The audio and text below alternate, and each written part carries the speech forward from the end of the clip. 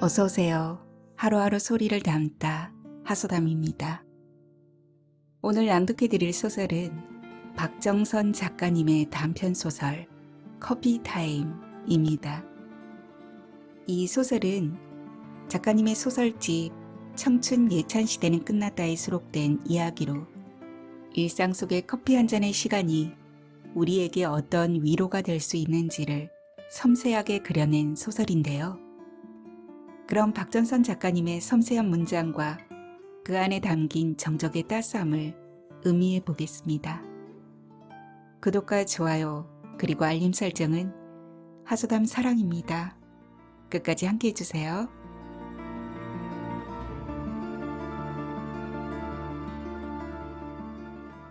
커피 타임 박정선 단편소설.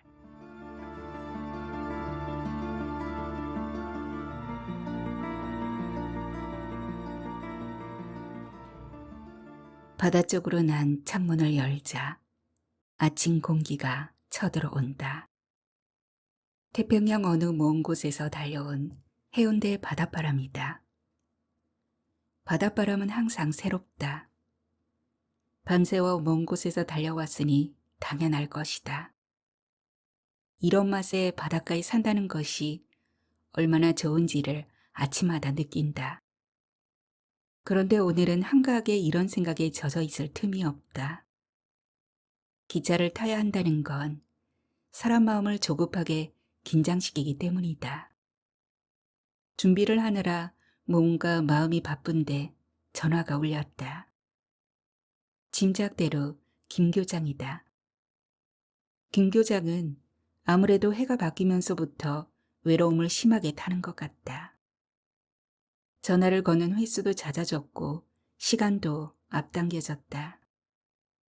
작년까지만 해도 아침을 먹고 난 후에 전화를 걸던 것을 이제는 아침을 먹기도 전에 거는가 하면 말도 많아진 것이다. 이야기라야. 아침 먹었어? 오늘은 뭐 할 건데? 나는 요새 통 잠이 안 와서 새벽 4시면 발딱 일어나고 만다니까. 누구누구는 아들네와 합했고 누가 죽었고 누가 암으로 입원했는데 얼마 가지 못할 것이라는 등등이다. 오늘도 그런 식으로 시작하더니 아참 아들네와 합하니 어쩌니 하고 한참 고민하던 서 교장 있잖아. 결국 재산 정리에 싸들고 실버타운으로 들어갔다는 거야. 100번 잘한 일이지. 그러고 한정없이 말을 이어가면서 도무지 전화를 끊을 생각을 하지 않았다. 나는 마음이 조급해 하는 수 없이 나 지금 서울 가야 하거든. 다음에 전화하자. 라고 하며 일방적으로 전화를 끊으려고 했다. 그러자 김 교장은 서울엔 왜 가는 건데? 물론 아들네 집에 가겠지. 강남에서 제일 유명한 아파트를 샀다고 했잖아. 가면 언제 올 건데? 라고 묻기 시작했다. 나는 그렇다고 대답을 하면서 무슨 일로 가느냐는 그의 물음엔 선뜻 대답이 나오지 않았다. 문득 도대체 내가 왜 서울 아들네 집에 가려고 하는지 새삼스럽다는 생각이 든 탓이다. 물론 아들이 새 아파트로 이사를 하고 1년이나 지나도록 가보지 않아 여간 무심한 애미인 것 같아 벌써부터 마음은 먹고 있었지만 그렇더라도 이렇게 갑자기 서둘러 가는 것은 평소 나답지 않은 일이기 때문이다. 며칠 전 세상을 뜬 장교장 조문을 갖다가 도둑처럼 습격한 공허 탓인지도 모른다. 그날 장교장의 미소 띈 영정이 지그시 나를 바라보며 말을 하기 시작했다. 향을 사르고 국화꽃 한 송이를 놓아주자 살아생전처럼 내 손을 덥석 잡아당기며 민 교장, 내가 죽어버린 거 안 믿어지지? 내가 생각해도 꼭 사기당한 것 같다니까. 그렇게 건강하던 내가 어느 날 갑자기 쓰러져 당신들 곁을 훌쩍 떠날 줄 우리 중 누가 꿈이나 꿨냐고. 그래서 말인데 쓸데없이 외롭게 살지 마. 그동안도 무척이나 외롭게 살아왔잖아.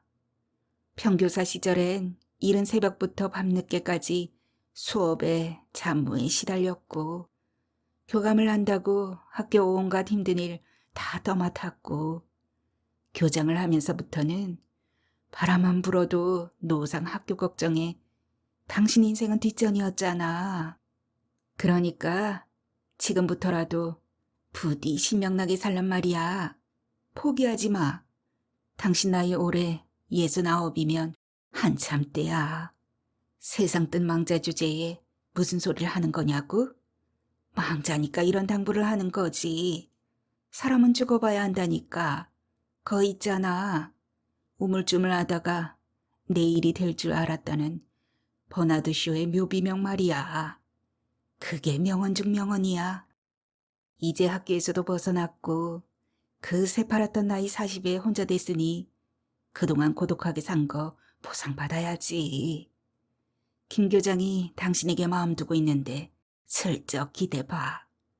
당신이 필드에 나가 신바람 나게 골프채를 휘두르며 쌩쌩하게 푸른 벌판을 누빈다 해도, 친구들과 음식점에서 시간 가는 줄 모르고 수다를 떤다 해도 집에 들어서는 순간부터 멍해지잖아. 당신 가슴 속에 꼭꼭 숨어있는 그 쓸쓸하고 우울하게 생겨먹은 고독이란 놈을 내가 빤히 보고 있거든. 조문을 마치고 일행들과 술 한잔을 하면서도 살아생전처럼 계속 장 교장의 충고가 내 귀전에서 앵앵거렸다. 그건 우리가 평소 나누었던 말이었고, 또 장 교장이 생전에 항상 내 걱정을 해준 탓일 거였다. 정말 나는 골프를 치면서 기세당당하게 푸른 벌판을 걷고, 친구들과 만날 때도 가장 활달하게 웃으면서도 집에 돌아오면 현관에서 한참 동안 서 있는 버릇이 있다. 현관에 선 채로 마치 남의 집을 사러 온 사람처럼 내가 살고 있는 집안을 둘러보는 것이다. 절대로 그런 일이 있을 수 없는데도 혹시 누가 왔다 가지는 않았는지, 집 전화는 얼마나 울었는지, 그리고 내가 마시다 두고 나간 오직 하나뿐인 커피잔 맞은편으로 누군가 앉았다 간 것 같은 착각에 빠지다가 비로소 신발을 벗고 마루로 올라서는 것이다. 그날도 문상에서 돌아와 집에 들어서자 평소와 달리 35평 아파트가 350평처럼 황량하게 보였다. 그리고 가슴 한가운데로 냉동실에서 막 쏟아져 나온 것 같은 찬바람이 확 지나간 것이었다. 사람이 죽어나간 것을 3번 이상 보게 되면 허망증에 걸린다는 옛말대로 마음이 허망해진 탓일 거라고 애써 생각했는데, 계속 사나흘 동안이나 잠을 이루지 못해 뒤척여야 했다. 그렇게 불면으로 뒤척이다 문득 아들과 손자 녀석들이 정월 대보름 달덩이처럼 떠올라 기차표를 예매하고 말았다. 바쁘다고 몇 번이나 말을 했음에도 김 교장은 서울에 가서 영 안 오는 건 아니겠지? 아들네 집에 아예 눌러 앉아 버리는 건 아니냔 말이야. 단단히 들어둬요. 그건 어리석은 짓이야. 라고 무척이나 애타게 당부하더니 마치 자식을 객지에 보내는 부모처럼 복잡한 서울에서 부디 차조심, 몸조심 하라는 말까지 덧붙인 뒤에야 마지못해 전화를 끊었다.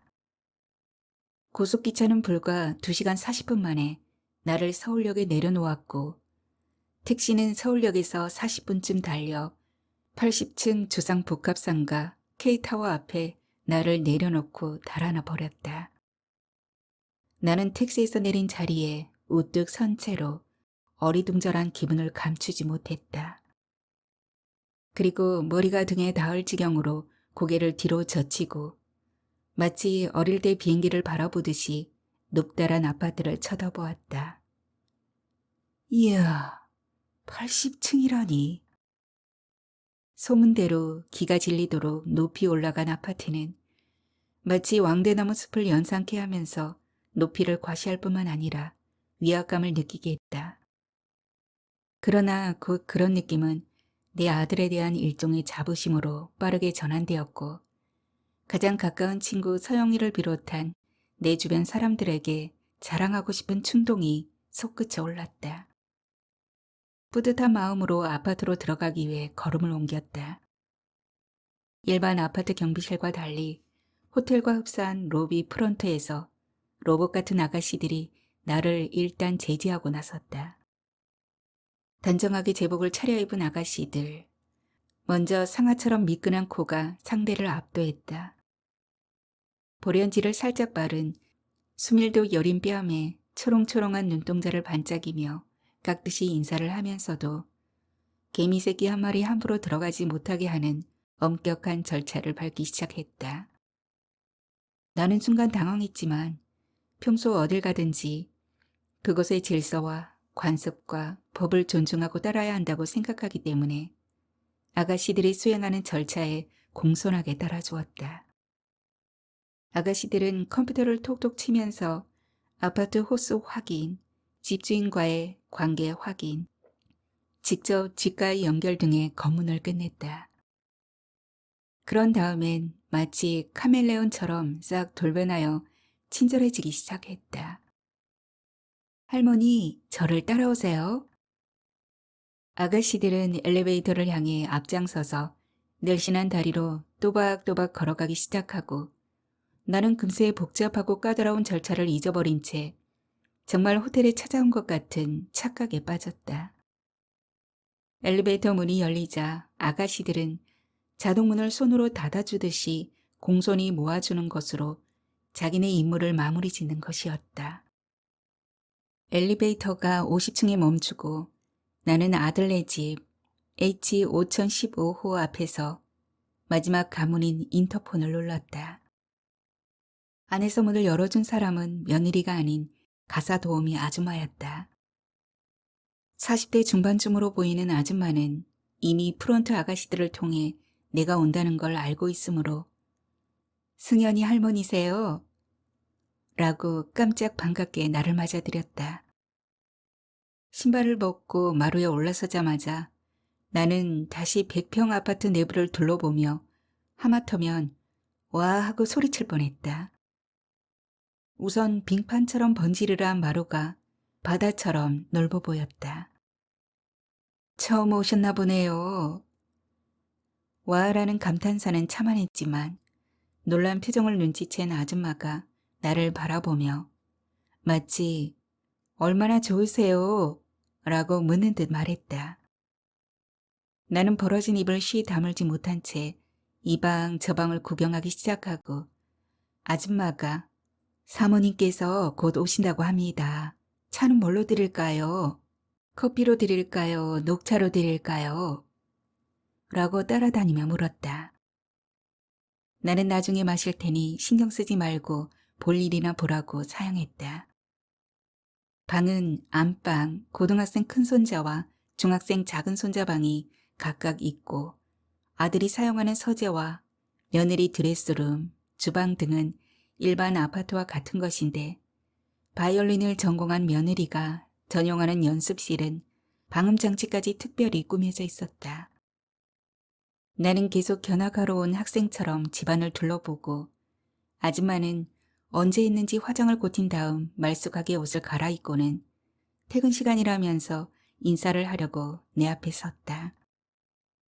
전혀 딴판으로 변신해 있는 아줌마는 커리어 우먼 같은 분위기도 있고 TV에 가끔 나오는 고위직 여성이나 학자 같은 지적인 분위기도 풍겼다.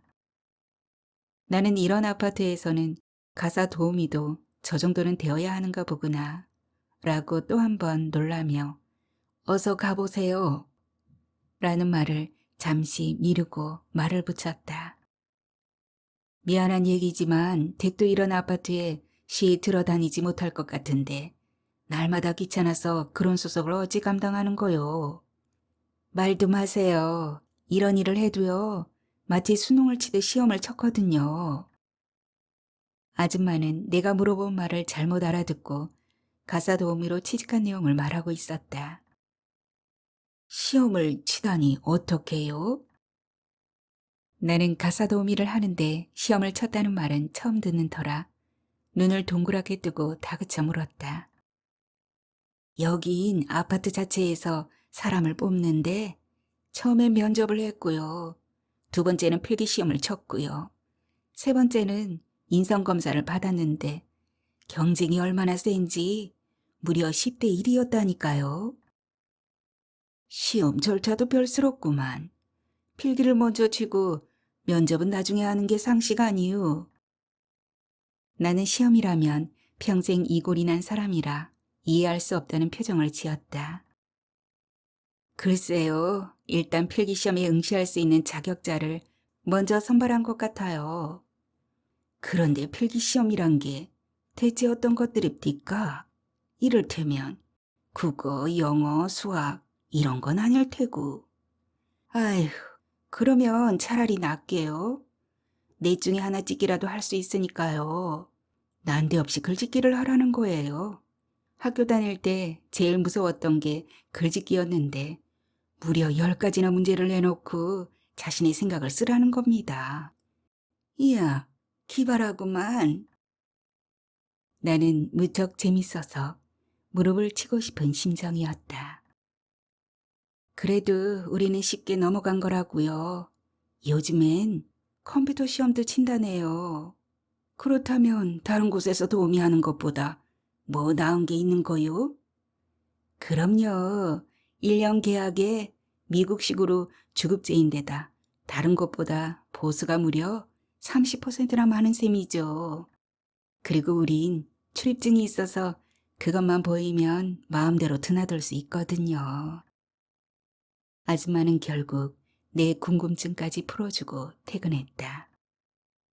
아줌마가 가고 난 후 한참이 지났는데도 며느리는 돌아오지 않고 나는 슬슬 시장기가 돌기도 하고 뭔가 따끈한 차를 마시고 싶어 주방으로 들어갔다. 고상한 앤티크 가구로 꾸며진 주방은 잘못 건드리면 비상벨이라도 울릴 것처럼 엄정한 분위기였다. 외부에 나와 있는 그릇 따위라곤 도무지 보이지 않았다. 그래도 차 한 잔 끓이는 것쯤이야 못 찾으랴 싶어 열심히 두리번 거려봤지만 물을 끓일 만한 냄비나 주전자를 찾을 길이 없었다.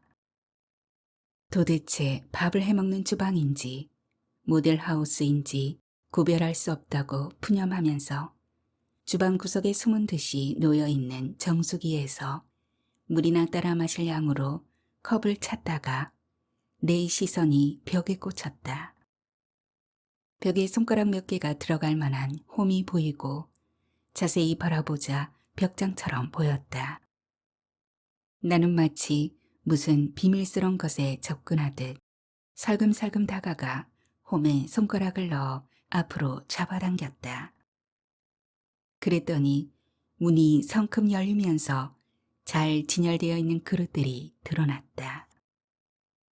그릇은 백화점 명품가의 값비싼 상품처럼 띄엄띄엄 전시되어 있었다. 물을 마실 만한 컵 종류는 중간쯤에 배치되어 있었다. 나는 손만 대면 금이 갈 것 같은 얇은 도자기와 크리스털 컵을 번갈아 바라보다가 두 가지 다 조심스러워 컵 아래 칸에 놓여있는 밥 공기를 꺼내어 정수기 물을 받아 마신 다음 밥 공기를 싱크대 위에 올려놓고 돌아섰다. 그런데 어쩐지 뒤가 당기는 느낌이 들어 다시 되돌아가 싱크대 위에 달랑 올려놓은 밥 공기 하나가 어떤 절대적인 금기를 깨버린 것 같아 밥 공기를 개수대 안에 집어넣었다. 그래도 뒤가 당겼다. 다시 돌아서서 개수대 안에 들어앉아 있는 밥 공기를 바라보았다. 습기 한 점 없이 반짝반짝 빛나는 개수대 내부도 밥 공기를 받아들일 것 같지 않았다. 그렇다고 수도꼭지를 틀어 씻은 다음 제자리에 갖다 놓자니 반짝이는 스테인리스에 물 얼룩이 질 것 같아 망설였다. 이럴 줄 알았더라면 아줌마가 뭘 드시겠어요 하고 물어볼 때 말을 했어야 했는데 라고 후회했지만 이미 소용없는 일이었다. 나는 밥 공기를 들고 주방을 빙빙 돌다 식탁 중앙에 놓여있는 앤티크형 나무 상자 안에 든 장미꽃 무늬 냅킨을 꺼내 밥공기를 잘 닦아 진열장 제자리에 사뿐히 얹어놓고서야 거실로 나왔다. 겨우 냉수 한 잔 마시는데 긴장할 대로 긴장한 나는 심호흡을 퍼내며 소파에 앉아 빙판처럼 번지르르한 거실을 바라보았다. 바다만큼이나 넓은 거실에는 가구라야 가족 숫자인 6인조 소파 한 줄이 달랑 놓여 있고 먼 벽면에 100호짜리 그림만한 TV가 붙어 있는 것이 전부였다. 가지면 더 가고 싶듯이 넓으면 더 넓게 하고 싶은 욕망으로 보였다. TV를 켜자 극장에 앉아 있는 것처럼 온 집안이 컹컹 울렸다. 울림은 울림끼리 어우러져 무슨 말인지 방송 발음을 알아듣기 곤란할 지경이었다. 이 사람들은 이런 걸 어떻게 보지? 라는 의문을 품다가 생각해보니 그것도 크면 더 큰 걸 갖고 싶은 욕망이란 생각이 들었다. 그건 정말 욕망이라고 고개를 끄덕이며 울리는 것이 거슬려 TV를 끄고 말았다. 나는 무료함을 느끼며 소파에서 일어나 서성거리다 현관 쪽 거실 입구에 내가 들고 온 가방이 우두커니 놓여 있는 것을 발견했다. 가방 역시 주방에서 밥공기 하나 놔둘 데 없듯이 넓은 거실의 질서를 깬 오게티였다. 나는 며느리가 오기 전에 어서 다른 곳으로 치워놓아야 한다는 생각이 들어 가방을 들고 어느 방에서 나를 묵게 할 것인지를 생각하며 이 방 저 방을 들여다봤지만 나에게 내줄 만한 방이 없어 보였다. 그렇다고 서재나 방음된 음악 연주실은 싫었다. 아무리 생각해도 손자들 방 2개 중에 하나가 적당할 것 같아 나란히 붙어있는 방을 살폈다. 고등학생인 큰 손자 방은 어쩐지 부담스러워 중학생인 작은 손자 방에다 가방을 들여놓고 다시 소파로 돌아왔다. 그리고 넓은 집안에서 멍청하게 앉아있자니 답답해지기 시작해 다시 TV를 켰다. 울림이 거슬리고 무슨 소린지 조금 알아듣지 못하더라도 그 편이 나았다. 며느리가 집에 온 건 저녁 먹을 시간인 오후 6시경이었다.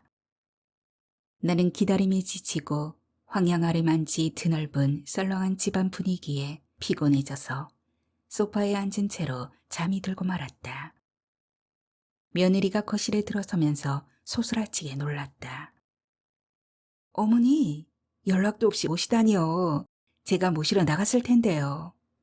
야단스럽게 모시러 오기는 내가 어디 세상 구경 한번 못 해본 첩첩산중 전 할머니냐? 며느리는 발을 동동 구를 듯이 안타깝게 말하고 나는 태연하게 말했다.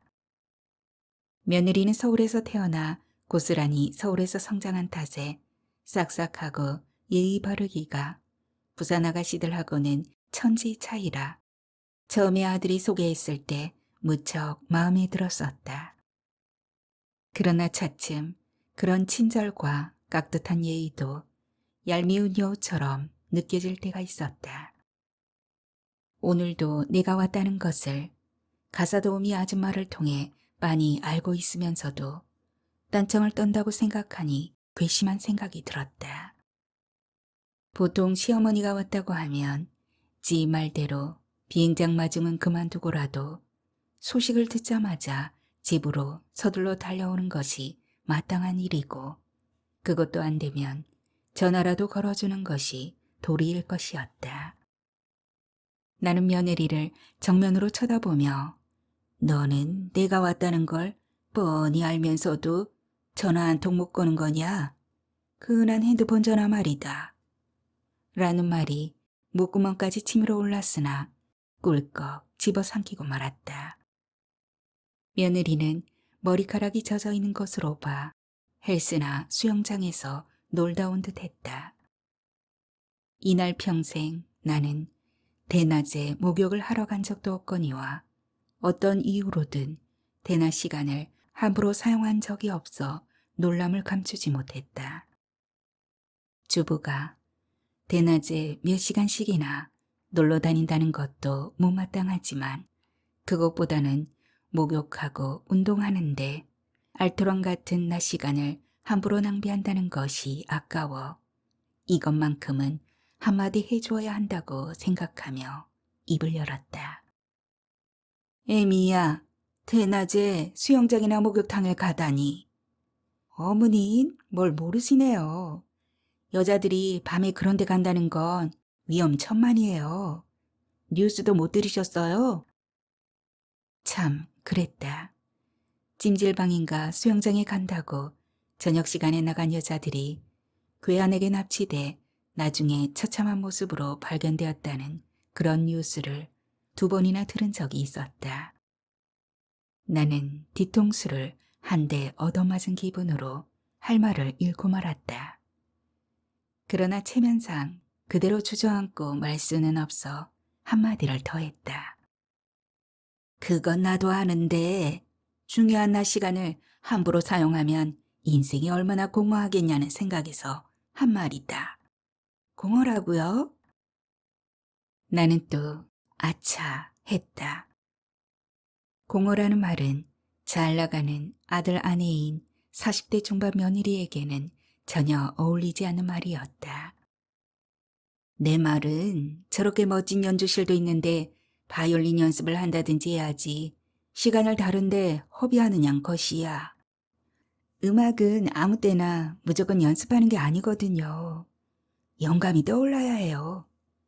운동 연습이나 학교에서 선생님들이 정해진 시간에 정해진 대로 공부 가르치는 것과는 성격이 달라요, 어머니.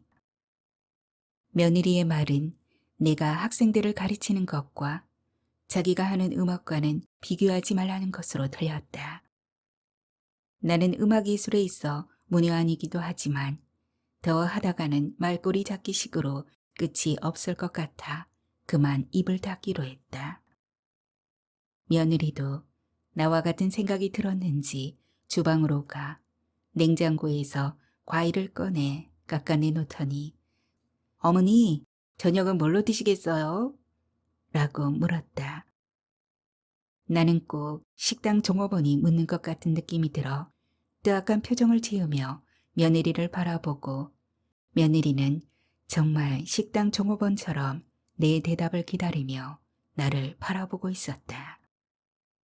가끔 식당으로 밥을 먹으러 갔다가 무얼 먹어야 할지 결정하지 못할 때에 상황이 떠올랐다. 그리고 어서 대답을 해주어야 할 것 같아 망설이고 있는데 며느리는 전혀 망설임 없이 저희는 저녁을 집에서 먹은 지가 오래됐어요. 아빠는 아침이든 저녁이든 집에서 식사하는 법이 없죠. 아이들은 학교에서 바로 학원으로 가 밤 12시 무렵에야 오죠. 저는 과일로 저녁을 대신하는 편이거든요. 그래서 어머니 혼자 드셔야 하는데 라고 말끝을 흐렸다. 나는 기가 막혔지만 차라리 선수를 치기로 했다. 그래. 식당에서 뭐 하나 불러 먹지. 나도 요즘엔 저녁을 먹지 않는데 오늘은 기차 타고 오느라 점심을 걸렀더니 시장하구나. 그럼요. 요즘엔 저녁을 먹는 사람이 무척 드물어요. 어느 영소에서 저녁을 먹는 사람과 먹지 않는 사람들을 연구했는데요. 저녁을 먹지 않는 사람들이 훨씬 더 장수하고요. 장수하더라도 건강하게 산다는 거예요. 며느리는 내 말이 떨어지기가 무섭게 넓은 거실을 가로질러 주방으로 들어가 상가식당 책자를 들고 나오더니 내 옆에 앉아 뒤적이며 그렇게 말했다. 나 역시 그래 그렇고 말고 라고 맞장구를 쳐주면서 며느리가 내민 일식집 식사 메뉴 가운데에서 미소 된장국이 먹고 싶어 연어구이 정식을 선택했다. 그렇게 나 혼자 배달되어 온 저녁을 먹고 며느리는 안방으로 드레스룸으로 왔다 갔다 하면서 무엇을 하는지 분주했다. 어른이 식사를 하면 다소곳이 옆에 앉아 대화도 하면서 무엇이 필요한지 살피기도 해야 하는데 며느리는 그것조차 모르는 모양이었다. 나는 이번에도 아예 마음을 비우기로 하고 혼자 정말 식당에서처럼 식사를 하고 다시 TV를 켰다. 역시 집안이 컹컹 울렸지만 TV란 밤에 보는 것이란 고정관념 탓인지 낮보다 덜한 느낌이 들었다. 9시 뉴스가 끝나자 하품이 밀려 나오면서 졸음이 왔다. 하루 종일 쌓인 피곤과 10시면 어김없이 잠자리에 드는 습관 탓이었다. 나는 며느리에게 어느 방에서 자야 되는지를 물을 것도 없이 이미 짐작한 대로 가방을 들여놓은 작은 손자방으로 들어갔다. 그때서야 기다렸다는 듯이 며느리가 새처럼 날아와 승환이 방에서 주무셔야 하는 걸 어떻게 하셨어요? 라고 하며 작은 손자 놓은 침대 아래에다 이부자리를 펴주었다. 그리고 방을 나가면서 아빠는 내일 아침에나 만나보실 수 있을 거예요. 새벽 1시쯤 돼야 오거든요. 라고 했다. 막상 자리에 눕자 잠이 달아나고 말았다. 말똥한 눈으로 가만히 누워있자니 무료하기 짝이 없었다. 그렇다고 체면상 다시 거실로 나가 TV를 켤 수도 없는 노릇이었다. 이러지도 저러지도 못해 멍청하게 앉아 있는데 현관문이 열리는 소리가 나더니 거실을 걷는 소리가 쿵쿵거리면서 작은 손자놈이 방으로 불쑥 들어섰다. 나는 귀여운 내 손자를 끌어안고 내 새끼 많이 컸네. 인물이 영화배우 뺨치겠구나. 공부도 잘한다면서? 라고 엉덩이를 척척 두드려주자 저도 기분이 좋은지 싱글싱글 웃었다. 그러나 불과 10분도 못 돼. 할머니, 여기서 자? 나 공부해야 되는데. 라고 하더니 스탠드를 하나 더 켜서는 방안을 대낮같이 밝히는 것이었다. 나는 정말 잠자기는 다 틀렸구나. 라고 걱정을 하면서도 손자 녀석이 공부하고 있는 모습이 대견하고 기특하고 예뻐서 견딜만 했다. 손자 녀석은 자석처럼 책상에 착 달라붙어 숨소리도 내지 않고 집중하기 시작했다. 공부하는 품이 딱 잡혀 있었다.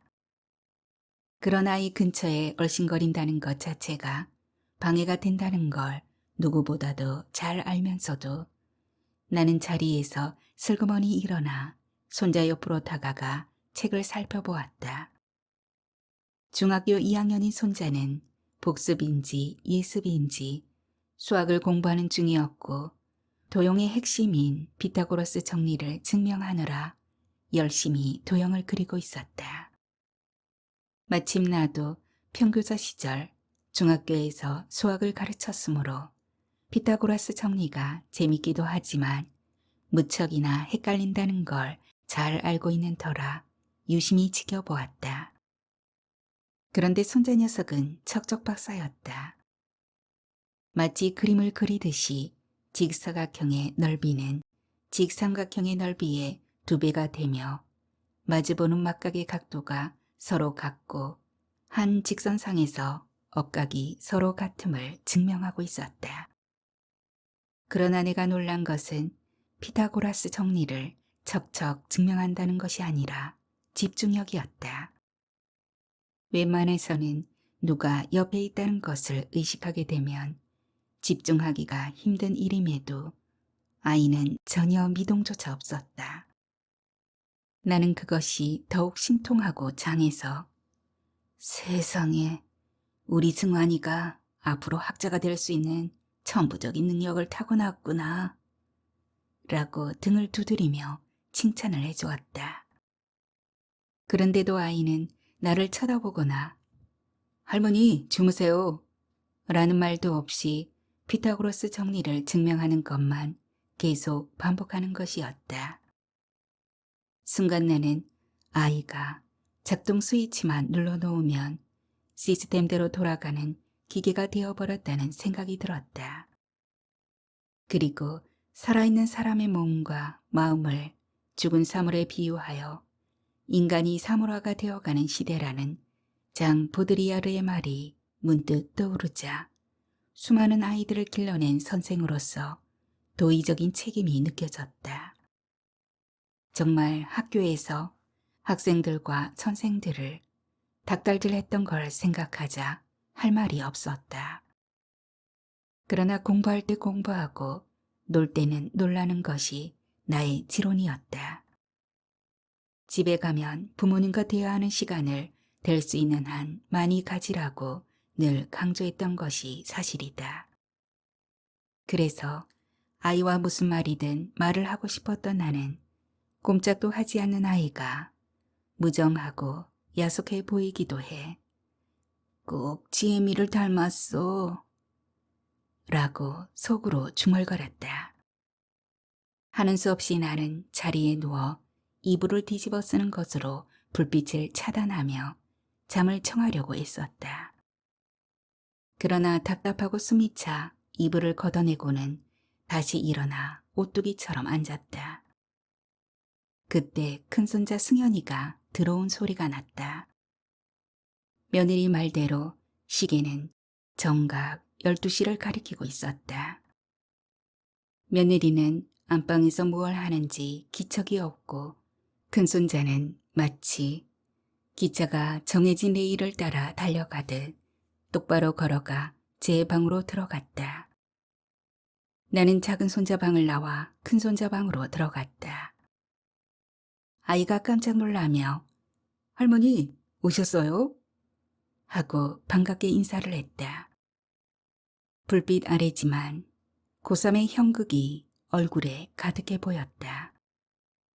나는 측은한 생각이 들어 등을 토닥거리며 그래 올해만 잘 해내면 내년부터는 룰루랄라이다. 힘내. 라고 응원을 해주면서 배고프지 않느냐, 무슨 과목이 제일 어렵느냐, 내신 성적은 어느 정도냐 등등의 질문을 했다. 아이는 배가 고프지 않으며 역시 수학이 제일 어렵고 내신은 상위 그룹 중 중상이라고 대답하면서 그냥 최선을 다하고 볼 거예요. 라고 빙긋이 웃었다. 그러고는 할머니 앉으세요. 라고 하며 의자를 가져와 자리를 권했다. 큰손자는 꼭 제 아비, 그러니까 네 아들을 닮은 것 같아 흐뭇한 기분으로 방을 나왔다. 잠을 잤는지 말았는지 모를 지경인데 새벽이 찾아왔다. 밤새 잠을 설쳤지만 6시면 잠이 깨는 습관대로 나는 자리에서 일어나 거실로 나왔다. 하얀 블라인드가 무대처럼 드리워져 있고 집안은 수심처럼 고요했다. 내 집에서처럼 창문을 열려고 했지만 창문을 어떻게 여는지 당장 알 수가 없었다. 잠시 헤맨 끝에 쪽문 같은 작은 창문을 밖으로 밀어제친다는 걸 알았다. 작은 쪽문 같은 창문을 밀었다. 작은 창은 그것도 3분의 1밖에 열리지 않았다. 바람 같지도 않은 바람이 어렵사리 들어왔다. 마음껏 활개치며 들이닥친 해운대 바닷바람을 생각하자 우습고 가서로웠다. 아들이 들어왔는지 어쨌는지 궁금해 현관으로 가 신발을 확인했다. 항구에 정박 중인 배처럼 아들 구두가 아이들 운동화 사이에 지친 듯 놓여 있었다. 나는 아들 신발을 가지런히 모아놓으며 가슴이 찡해옴을 애써 물리쳤다. 남들은 성공한 아들이라고 부러워하지만 항상 안쓰러운 아들이었다. 힘이 되어준 사람 하나 없이 혼자 힘으로 시작한 사업이 어려운 시절을 맞았었다. 어느 날 밤 술을 마시고 전화를 해서는 어머니, 남자는 성공해야 한대요. 반드시 성공해야만 한대요. 그런데 사자굴 같은 세상에서 제가 꼭 토끼 새끼같이 뭐예요. 그래도 전 어머니가 계셔서 힘이 나거든요. 라고 속을 토해낸 적이 있었다. 성공으로 가기 위한 고통은 오로지 혼자만 알고 있을 것이었다. 며느리 말대로 아들은 새벽에나 들어온 모양이었다. 나는 거실에서 서성이면서 아들이 깨기를 기다렸다. 며느리는 일어날 생각을 하지 않는 것으로 봐 정말 아들이나 제 남편 아침 식사를 챙겨주지 않는 모양이었다. 나는 무료하게 서성거리다 벽장 진열장을 열어 어제 마셨던 밥 공기를 꺼내 들고 정수기에서 물을 받아 마신 다음 어제처럼 냅킨으로 잘 닦아 다시 제자리에 얹어두었다. 내가 서성거리는 소리에 깼는지 아니면 일어날 시간이 되었는지 아들이 깨어 거실로 나와서는 어머니, 왜 연락도 없이 오셨어요? 라고 반가운 반, 염려 반인 얼굴로 말했다. 나는 어서 아침 먹을 준비를 해야 할 텐데 에미는 아직 자고 있느냐고 물었다. 그랬더니 아들은 어머니도 참 요즘 세상에 누가 아침을 먹고 다녀요. 라고 하면서 목욕탕으로 들어갔다. 며느리는 요즘 세상에 누가 저녁을 먹어요 라고 했고 아들은 요즘 세상에 누가 아침을 먹느냐고 한 것이다. 그렇다면 요즘 사람들은 점심 한 끼만 먹는다는 말이었고 내 아들은 집에서 한 끼도 먹지 않는다는 계산이 나왔다. 황당하고 기가 막혔지만 내 속은 바뀌었다. 나는 마루에서 서성거리다 소파에 앉아 역시 TV를 켰다. 6시 뉴스가 끝나가고 있었다. 손자들이 서둘러 학교에 가고 잠시 후에 아들이 나가면서 어머니, 점심시간에 집사람하고 회사로 나오세요. 라고 했다. 며느리는 8시에나 일어나더니 나에게 어머니, 아침을 좀 늦게 드셔도 되죠? 조금 있으면 아줌마가 올 거예요. 라고 했다. 평소에는 오전 11시쯤 오는데 오늘은 나 때문에 일찍 불렀다고 했다. 참 이상한 일이었다. 어제 저녁 식사를 양껏 먹었는데도 시장기가 돌기 시작했다. 심지어 뱃속에서 꼬르륵 하는 소리가 나면서 위가 쓰린 듯도 했다. 김 교장이 미국에 갔을 때 겪었다는 말이 떠올랐다. 날마다 끼니를 거르지 않고 먹는데도 끼니 때가 다가오면 귀신같이 뱃속에서 보채는 소리가 나서 고역이더란 것이다. 그러면서 김 교장은 아무래도 며느리가 아이스크림이나 쌀락눈을 쓸어다가 밥을 지은 모양이라고 웃은 적이 있었다. 나는 시장기를 감추기 위해 태어난 척하면서도 현관 쪽을 여러 번 돌아보았다. 다행히 아줌마가 생각보다 일찍 현관으로 들어섰다. 나는 어찌나 반가운지 어서 와요 라고 하며 오랜만에 찾아온 친구를 맞이하듯 아줌마를 맞아들였다. 아줌마는 벌써 눈치챘는지 할머니 시장하시죠? 나이 드신 어른들은 식사를 제때 해야 하는데 라고 하며 부지런히 식사를 준비했다. 그래도 아줌마 덕에 오전 10시쯤에야 아침 식사를 할 수 있었다.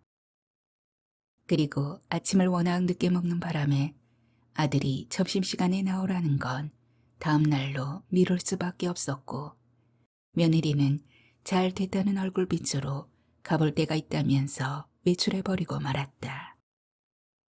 집안에는 나와 아줌마 2사람만 남았다. 나는 TV를 보고 아줌마는 먼지 하나 없을 것 같은 집안을 청소하기 시작했다. 윙윙, 쏴쏴, 우르르 우르르 하며 청소기 돌아가는 소리가 넓은 집안을 송두리째 뒤흔들어댄 바람에 시끄러운 공장에 앉아있는 것처럼 고역이었다. 먼지 하나 없는 집안에서 무슨 청소를 그리 애타게 하는 거요? 나는 TV 소리도 들을 수 없는 데다 정신이 없어 짜증스럽다는 투로 말했다. 이게 다가 아니에요. 할머니, 오후에 또 한 번 돌려야 해요. 아줌마는 내 말에 대답을 하느라 청소기를 잠시 멈추었다. 집이 사람 위에 있구만. 할머니 말씀도 일리가 있어요. 이런 댁 사모님들은 집을 사람보다 훨씬 더 귀하게 여기거든요. 좀 비싸야지요. 아무리 비싸도 집은 집이고 사람은 사람이지요. 말씀은 맞지만 정말 이런 댁들은 냄새가 집안에 뵐까봐 제대로 밥을 해먹는 집이 없거든요.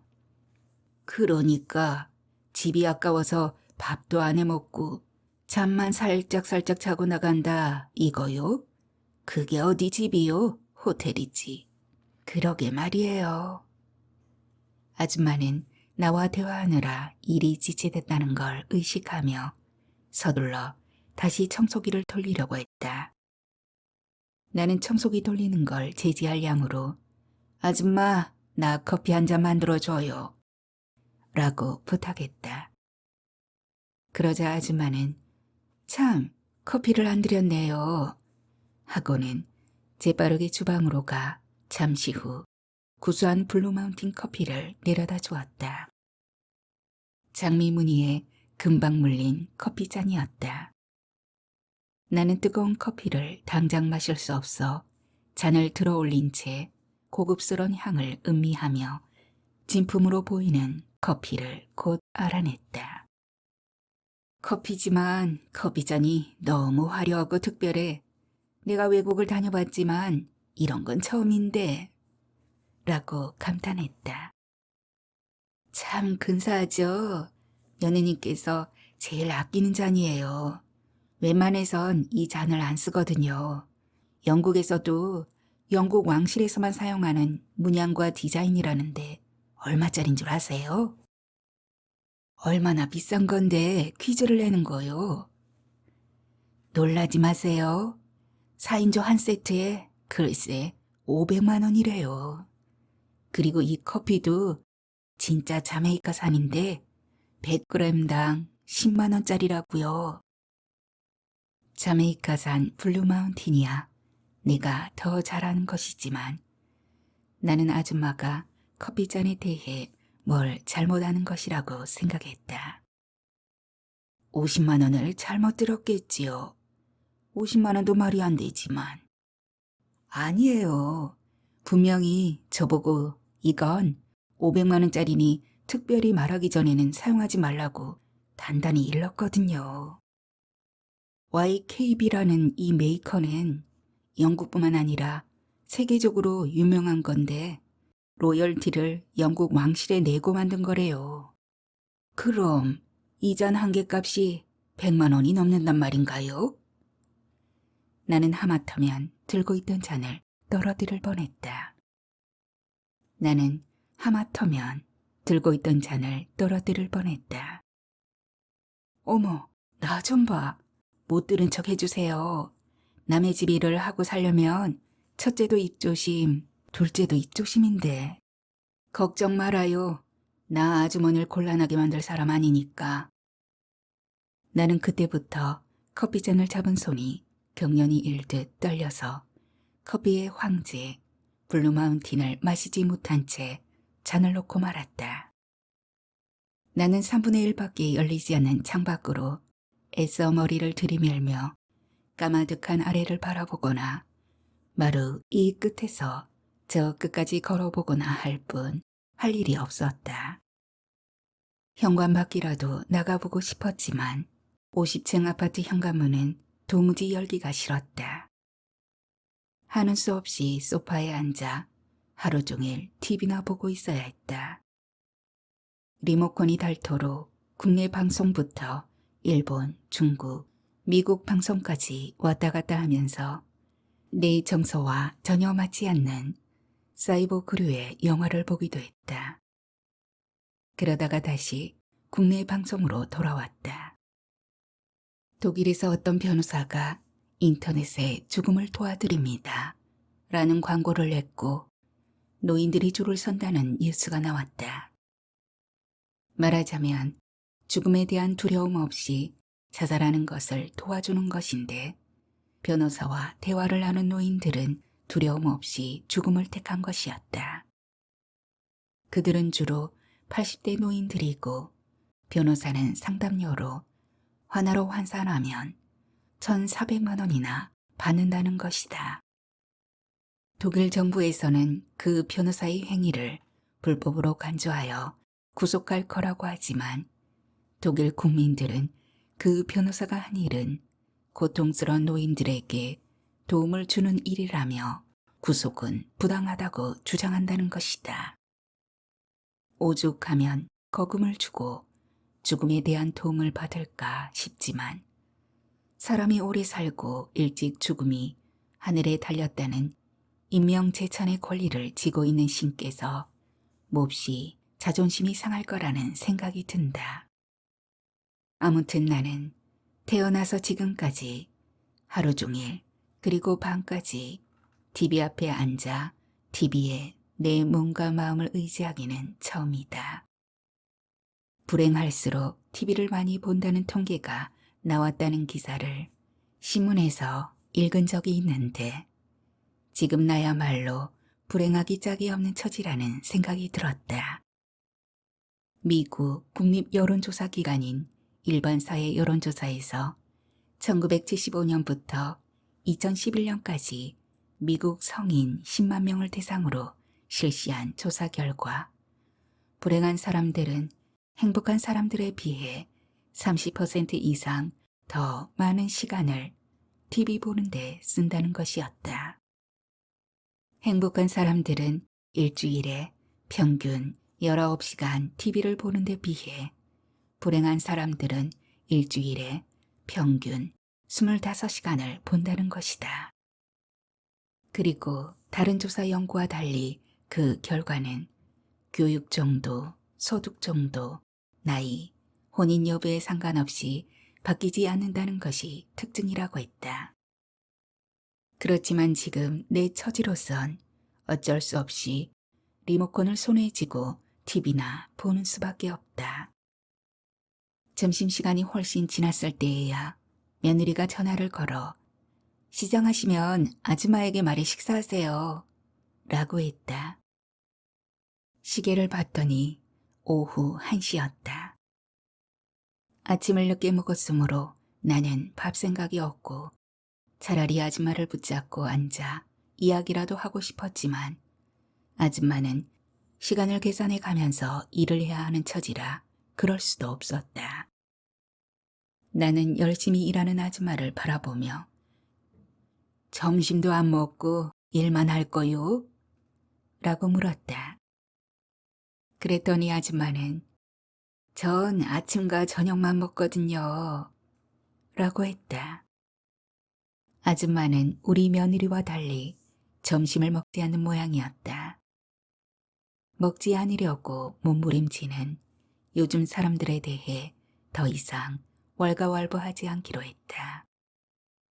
아줌마는 거실 유리창을 닦고 드레스룸 옷가지를 베란다로 끌어내어 먼지를 털고 바람을 쏘인 다음 제자리로 들이는 일을 마지막으로 끝내고 오후 4시가 되자 할머니 내일 뵐게요 하고는 어제처럼 퇴근해버리고 말았다. 아줌마가 가버리자 더욱 황량해지고 나는 무료함을 견디지 못해 몇 년 전 부산에서 서울로 이사온 서영이에게 전화를 걸었다.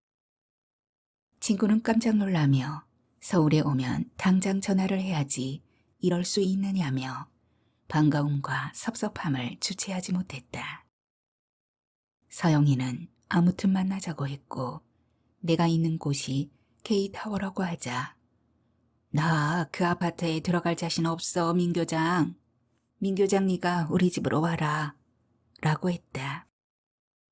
그러고는 K타워 그거 미국식인데 미국에서 살다 온 친구들이 모두 고개를 짤짤 흔든다니까. 라고 덧붙였다. 나는 서영이의 말을 듣자 어항 속 물고기처럼 더욱 답답해지고 한시라도 빨리 이 집에서 탈출해야 한다는 생각이 봇물 터지듯 밀려닥쳤다. 그렇다고 당장 나가버릴 수도 없는 일이라 안절부절 못하고 있는데 며느리가 들어왔다. 시간은 오후 5시였고 어제보다 훨씬 일찍 들어온 셈이었다. 며느리는 어머니 혼자 계셔서 일찍 왔어요. 라고 했지만 나는 전혀 감동되지 않았다. 며느리는 아침에 아줌마가 해놓은 반찬에 역시 아침에 해놓은 전기압력 밥솥에 있는 밥을 떠서 나 혼자만 먹으라며 차려냈다. 나는 서너 숟갈을 뜯어 말고 수저를 놓았다.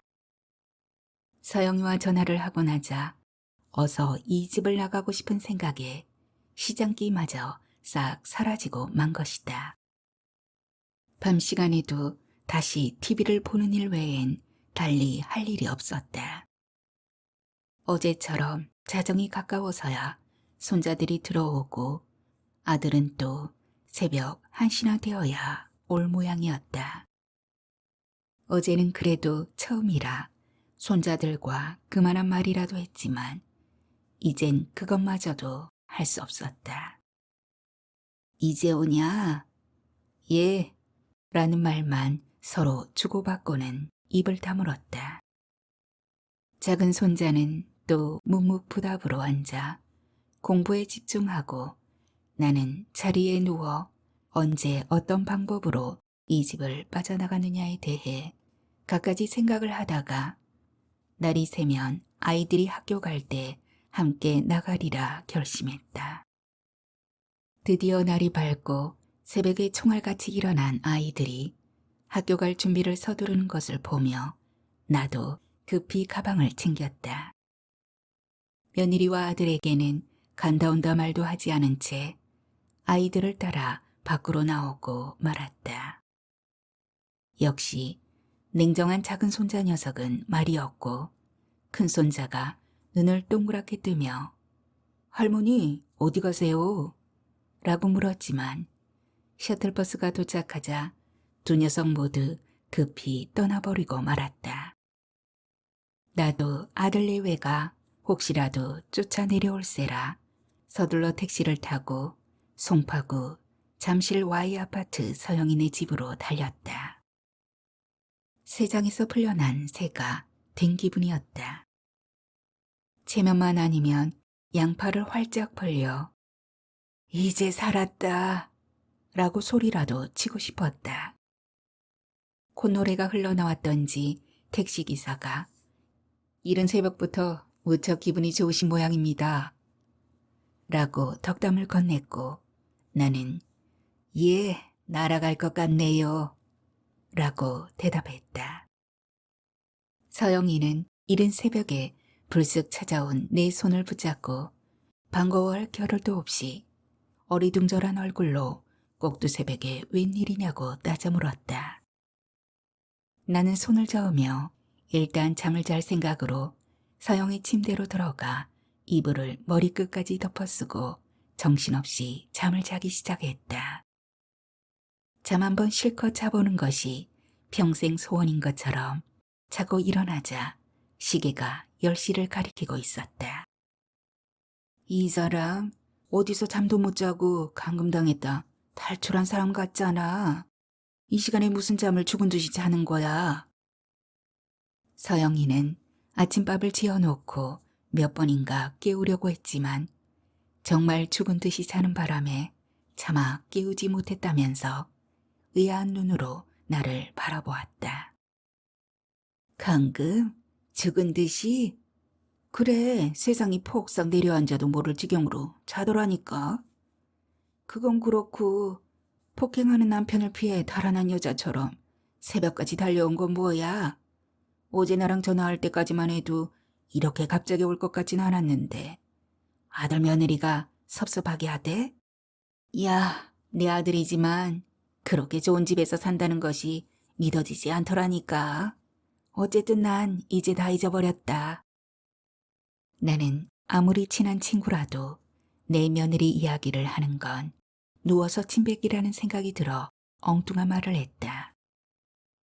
그렇지만 서영이는 내가 말하지 않아도 새벽까지 달려온 데는 반드시 이유가 있다는 눈빛으로 나를 바라보며 내가 좋아하는 깻잎장아찌를 밥숟가락에 얹어주었다. 아들이 아무리 잘 살아도 행여 자식한테 얹혀 살 생각 꿈에도 하지 마. 그리고 김 교장인가 하는 영감탱이한테도 꼬이지 말고. 서영이는 내가 밥 한 공기를 다 비우고 나자 슬슬 내 속내를 떠보기 시작했다. 민 교장, 너 아무래도 속이 허해서 올라왔지? 설마 아들네와 합할 생각이 있어 올라온 건 아니겠지? 언젠가 네가 그랬잖아. 나중에 나이 들면 아들과 꼭 함께 살면서 공부시키느라 어려서부터 떨어져 살아온 시간과 그리움을 서로 보상받을 거라고. 내가 그랬어? 부부만 그런 게 아니라 자식도 마주보려고 하지 마. 그러면 크게 서러울 때가 있는 법이야. 서영이의 말에 나는 생택지 베르가 어린 왕자를 통해 한 말이 생각났다. 사랑하는 사람끼리는 마주 보려고 하지 말라는 것. 서로 같은 방향을 바라보기 위해 애써야 한다는 것이 부모와 자식 사이에도 필요하다는 걸 처음으로 생각했다. 손을 붙잡고 며칠만 더 있다 가라는 서영이의 간곡한 청을 뿌리치고 되돌아오는 귀가는 어쩐지 잘못 감은 실을 다시 풀어내는 기분이었다.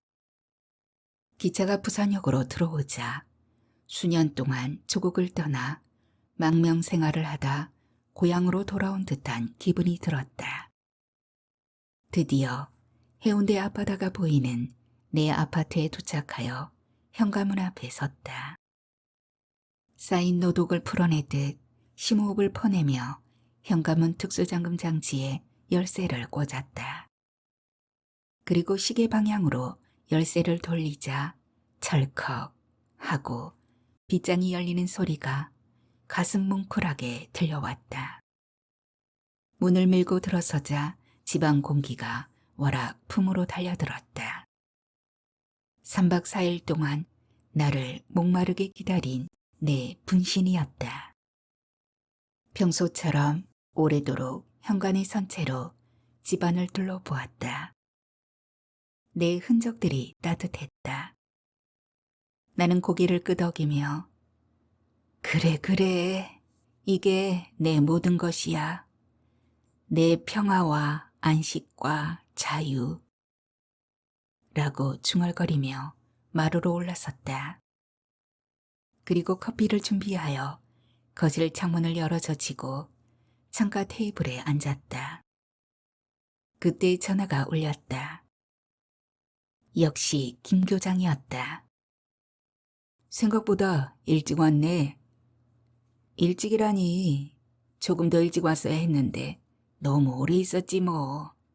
그런데 어떻게 알고 때마저 전화를 한 거야? 알기는 민 교장이 없는 부산이 텅 빈 것 같아 그냥 전화를 해본 것뿐이야. 혹시나 하고. 그런데 서울에서 무슨 일 있었어? 설만에 오더니 일찍 와도 너무 일찍 왔잖아. 일은 무슨 일? 집 구경하는데 사흘도 길지. 아무튼 와줘서 고맙다. 영 안 오는가 했지. 내가 왜 안 와? 서울에서 제일 좋다는 아들네 집에 홀딱 빠져가지고 안 올 수도 있지. 그런 김 교장은 왜 그저 미국에서 살지 않고 빤히 돌아왔누? 내 흔적이라고는 털 것만큼도 없는 그 큰 미국 땅덩어리가 답답해가지고 숨을 쉴 수 없더라니까. 김 교장, 그래 말해봐. 나 지금 행복해서 미치겠다. 듣던 중 반가운 소리구만. 그런데 왜 그렇게 행복한데? 나는 따끈한 커피를 한 모금 마시면서 내가 지금 행복한 이유를 어떻게 설명해 줄까 하고 생각 중인데 김 교장이 다시 말을 이었다. 민 교장, 지금 혼자 커피 마시고 있지? 눈치 하나 빨라. 그래, 나 지금 바다를 바라보며 짭조름하고 따뜻한 고독을 마시고 있는 중이야. 이게 미치도록 행복한 이유지. 갑자기 사람이 왜 그리 변해버렸노? 꼭 신이 된 것 같다. 그건 그렇고 커피라면 나랑 같이 마셔야 진짜 맛이 나는 거 아닌가? 아니, 김 교장은 김 교장 혼자 마셔. 나는 나 혼자 마셔야 행복하니까. 김 교장은 섭섭해했지만 나는 미련 없이 전화를 끊어버렸다. 그리고 정말 비밀 같은 이 화려한 고독을 한 모금씩 한 모금씩 음미하기 시작한다. 시원하게 열린 내 집 창문으로 해운대 바닷바람이 거침없이 불어온다.